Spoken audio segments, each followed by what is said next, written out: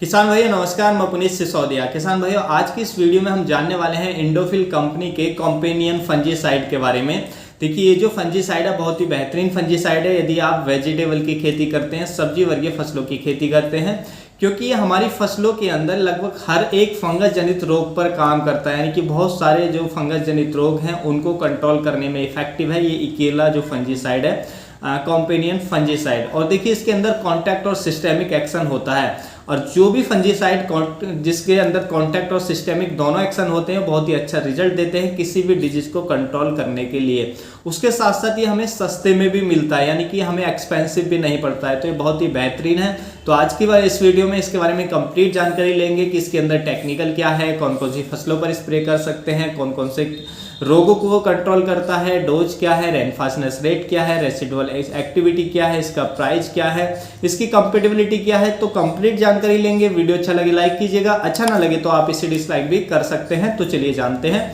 सबसे पहले यदि हम कॉम्पेनियन फंजीसाइड के अंदर टेक्निकल की बात करें तो इसके अंदर हमें दो टेक्निकल देखने को मिल जाते हैं। पहला इसके अंदर होता है कार्बेंडाजिम जो हमें 12% देखने को मिलता है, प्लस दूसरा इसके अंदर होता है मैनकोजेब जो हमें 63% देखने को मिलता है। ये WP फॉर्मुलेशन में आता है, यानी कि वेटेबल पाउडर के फॉर्म में हमें देखने को मिलता है। देखिए, इसके अंदर जो कार्बेंडाजिम होता है 12% ये सिस्टेमिक होता है, यानी कि जैसे ही हम स्प्रे करते हैं तो प्लांट के सिस्टम में चला जाता है और उसके प्रत्येक भाग यानी कि उसकी पत्तियों में, कलियों में, स्टेम, तनाज ऊपर यदि हमने स्प्रे किया है तो जड़ों तक तो सभी पूरे प्लांट में स्प्रेड हो जाता है और जो फंगस प्लांट के अंदर कहीं भी हो उसको खत्म करने का काम करता है। दूसरा इसके अंदर जो मैनकोजेब होता है वो कॉन्टैक्ट एक्शन से काम करता है। और देखिए, मैनकोजेब के अंदर मल्टीसाइड एक्शन होता है, यानी कि ये फंगस को कई तरीके से खत्म करने का काम करता है। तो देखिए, जिसकी वजह से जो फंगस है वो आसानी से इनके प्रति जो फंजीसाइड है कॉम्पेनियन उसके प्रति आसानी से रेजिस्टेंस डेवलप नहीं कर पाती है। इसका मतलब ये बिल्कुल नहीं है कि आप लगातार ही इस फंजीसाइड का उपयोग करते रहें, समय समय पे आपको गैप जरूर देना चाहिए। लगातार किसी भी फंजीसाइड का आप उपयोग करेंगे तो एक समय ऐसा आएगा कि वो काम नहीं करेगा। तो इसलिए आप किसी भी फंजीसाइड का लगातार उपयोग ना करें, बीच में कोई अन्य फंजीसाइड उसमें ऐड करते रहें। तो देखिए, ये बहुत सारे रोगों को पर काम करता है और ये क्यूरेटिव में भी और प्रिवेंटिव में भी अच्छा काम करता है, यानी कि रोग आने पर क्योर करने का काम करता है और रोग आने से पहले भी स्प्रे करते हैं तो रोग को नहीं आने देता है। तो इसके अंदर क्यूरेटिव प्रिवेंटिव दोनों एक्शन इसके अंदर मौजूद होता है और ये बहुत ही एक्सीलेंट तरीके से जो डिजीज है उनको कंट्रोल करता है, क्योंकि इसके अंदर कॉन्टैक्ट और सिस्टेमिक दोनों एक्शन इसके अंदर पाया जाता है। और देखिए, जब हम कॉम्पेनियन फंजीसाइड का स्प्रे करते हैं तो इसके अंदर जो मैनकोजेब होता है तो मैनकोजेब्स में के अंदर जिंक और मैग्नीज भी होता है, यानी कि ये प्लांट को हम इस फंजीसाइड को जब स्प्रे करते हैं तो इससे प्लांट को मैग्नीज और जिंक की पूर्ति भी होती है।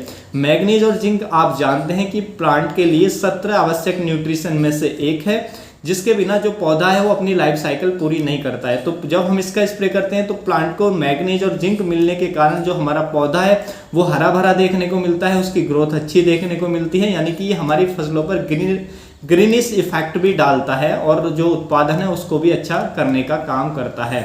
यदि हम रोगों की बात करें कि कौन कौन से रोगों को कंट्रोल करता है तो देखिए, पाउडरी मिल्ड्यू पर अच्छा काम करता है, डाउनी मिल्ड्यू पर अच्छा काम करता है, अर्ली ब्लाइट पे काम करता है, लेट ब्लाइट पे भी ये काम करता है, एंथ्रेक्नोज पे काम करता है, फ्रूट रॉट पे ये काम करता है, लीफ स्पॉट के लिए आप इसको स्प्रे में यूज कर सकते हैं। डैम्पिंग ऑफ डिजीज है तो उसको भी अच्छे से कंट्रोल करता है, उसके लिए आपको ड्रिंक्स देना पड़ेगा। विल्ट की समस्या है तो उसके लिए भी आप इसका ड्रिंक्स दे सकते हैं, तो विल्ट पर भी बहुत अच्छा काम करता है। मूंगफली में जो टिक्का डिजीज देखने को मिलता है उसको अच्छे से कंट्रोल करता है।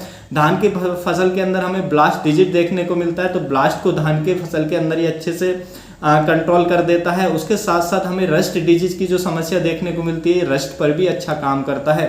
तो इन सभी रोगों को बहुत ही इफेक्टिव तरीके से कंट्रोल करने का काम करता है, इसका आप यूज कर सकते हैं। यदि हम इसकी यूज की बात करें तो यानी कि डोज की बात करें, इसके स्प्रे में कितनी हमें डोज देनी होती है तो देखिए, इसकी जो डोज हमें रखनी होती है 2.5 ग्राम पर लीटर पानी में मिलाकर हमें इसका स्प्रे करना होता है। देखिए, इसका हम स्प्रे के साथ साथ सीड ट्रीटमेंट में भी यूज कर सकते हैं। यदि बीज उपचार आप करना चाहते हैं तो उसमें भी आप इसका उपयोग कर सकते हैं। यदि आपके फसलों के अंदर डैम्पिंग ऑफ की समस्या आपके खेतों के अंदर फसलों के अंदर ज़्यादा देखने को मिलती है, विल्ट की समस्या ज़्यादा देखने को मिलती है, तो जब भी आप किसी भी सब्जी वर्ग फसल की बुवाई करें तो आप उसको सीड ट्रीटमेंट जरूर करें।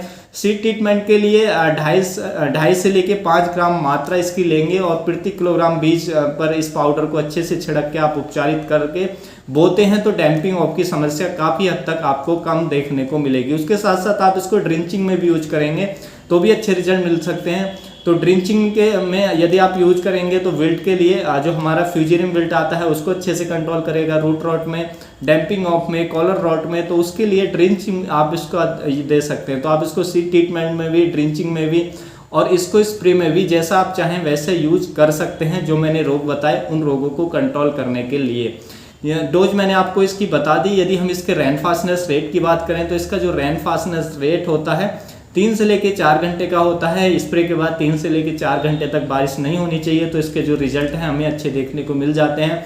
यदि हम इसकी रेसिडुअल एक्टिविटी की बात करें तो इसकी जो रेसिडुअल एक्टिविटी है वो 10 से लेके 12 दिनों तक की हमें देखने को मिल जाती है अपनी फसलों के अंदर। इसकी कंपेटिबिलिटी की बात करें तो देखिए जो नॉर्मल यूज होने वाले हमारे इंसेक्टिसाइड है तो उनके साथ ये कंपेटिबल है, आप इसको मिक्स कर सकते हैं। लेकिन जब भी आप किसी भी इंसेक्टिसाइड के साथ, किसी नए इंसेक्टिसाइड के साथ इसको मिक्स करें तो एक छोटे पैमाने पर फिजिकल टेस्ट जरूर कर लें। तो जो मिश्रण है वो दूध की तरह नहीं फटता है, तो वो जो उसकी जो कंपेटिबिलिटी है वो चल जाएगी, आप स्प्रे कर सकते हैं। और यदि वो फट जाता है तो फिर आप उसको यूज ना करें। यदि हम इसकी कीमत की बात करें, प्राइस की बात करें तो 1 kg पैकिंग की जो इसकी कीमत हमें पड़ती है वो मात्र 600 से लेके 650 रुपये की रेंज में पड़ जाती है। प्राइस थोड़ा अप डाउन हो सकते हैं, स्टेट वाइज भी चेंज हो सकते हैं, तो प्राइस को ज़्यादा सीरियस ना लें।